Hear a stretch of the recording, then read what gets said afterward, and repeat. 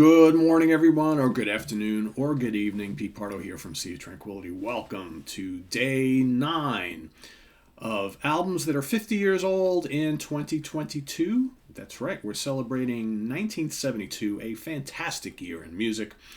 I have been picking out my 31 favorites from that particular year. I'm going to give you a new one each and every day as we work our way to day 31 of January. And I'm asking everybody, as you hear my pick, to list your pick below, as well as comment on my pick, right? Let me know what you think of the album that I chose for that particular day. Today, we're going to take a look at a great one from July 1st of that year, produced by Ted Templeman for the Warner Brothers label, the second studio album from the Doobie Brothers, Toulouse Street, however you actually say that, Toulouse. I've always said Toulouse Street. A great album, though. There's the guys on the front, all right, looking kind of cool, sitting there in their chairs, in their den, wherever the hell that is, right? Hotel room, I don't know where it is. Pretty kind of cool shot there. A really good, varied album from them. I think, to me, also a huge growth from the first album. I mean, the first album is good for what it is, but I wouldn't say was like a legendary debut by any means. It didn't really do a lot of business. It was with this album where the band really started to kind of hit their stride. In fact, this album went to number 21 on the Billboard 21 and, had a couple what we now know as legendary singles, right? So, Tom Johnston, lead and backing vocals, acoustic and electric guitars, right? Patrick Simmons, lead and backing vocals, acoustic, electric guitars, and banjo. Tyrone Porter on backing vocals and bass. Little John Hartman on drums, percussion, and Michael Hossack on drums and steel drums. So yes, 2 drummers around this time period. Pretty cool, right? Additional personnel, you got Bill Payne on piano and various other guys on sax and things like that. So, but it's the track listing that is just absolutely stellar on this particular album. It starts off with "Listen to the Music," which has been an endearing classic all these decades since this album was released, a staple in their live set from pretty much day one.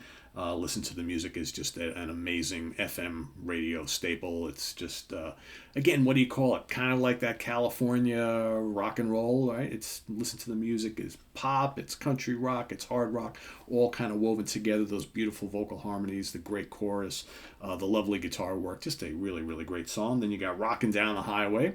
All right, this band could really rock, right? Still to this day. Rockin' Down the Highway, just a fun, driving, up-tempo rock song, right? Then you got Mama Loy, you've got the title track, Toulouse Street, you've got Cottonmouth, all sorts of kind of bluesy, rock and folky things, right?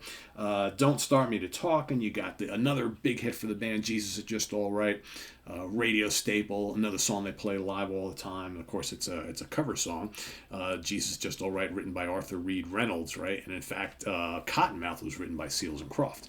So there are a couple of covers on here. And Don't Start Me to Talkin' was a Sonny Boy Williamson track. So like a lot of bands in this time period, the late 60s into the early 70s, putting in these cover tracks or cover songs that, they make their own. They're not just doing straight ahead covers of old classics. They're just dropping in these songs. They're making them their own to the point where a lot of people listen to these songs. They don't even know they're cover songs, right? It's kind of different from the way it happens today, I think.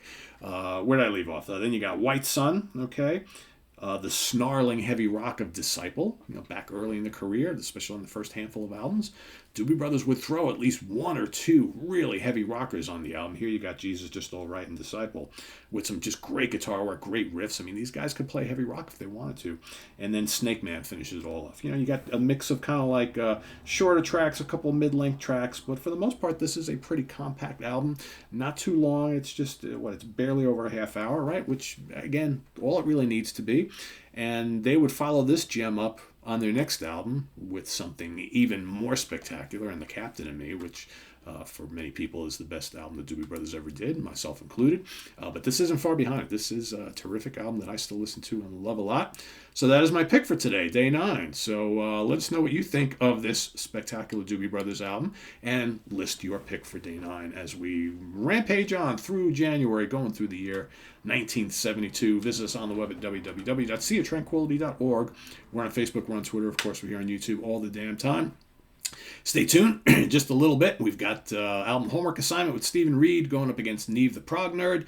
And then tomorrow we start the week all over again with Hudson Valley Squares in the Prog Seat on Tuesday. Wednesday is What's Hot with Sea of Tranquility Day, new album review day. Thursday, The Monsters Den. Friday morning, The Funhouse with Martin Popoff. And then you blink and we're back on Sunday with album homework assignment again, and sprinkled during the week with ranking the albums and other things, the UK connection, all that kind of stuff. So we've got a lot of fun things happening on the channel as we work to really solidify that schedule going forward. We're trying to make each and every day a featured day for a specific type of programming, and we've been kind of doing that for the better part of a year. But we've got some shows that we're now looking to make the regular part, like the UK Connection show with Simon Bray and Stephen Reed. That is going to be a regular weekly show.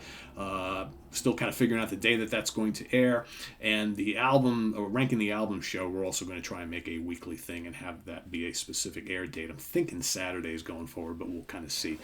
And so far, all seems to be working. I think it's pretty cool that you guys know exactly when to expect certain shows that you love, just like you would a TV station or TV network. That's kind of the goal that we're doing here. So thanks for watching, everybody. And please hit that subscribe button if you haven't already, and click on that notification bell so you don't miss any of your favorite programs. If you do want to make a channel donation, the link to the Ko-Fi page is below, as well as the link to our merch page. So thanks for everything, guys. We'll see you tomorrow with another one of these, all right? Albums that are 50 years old in 2022. See you then. Bye-bye.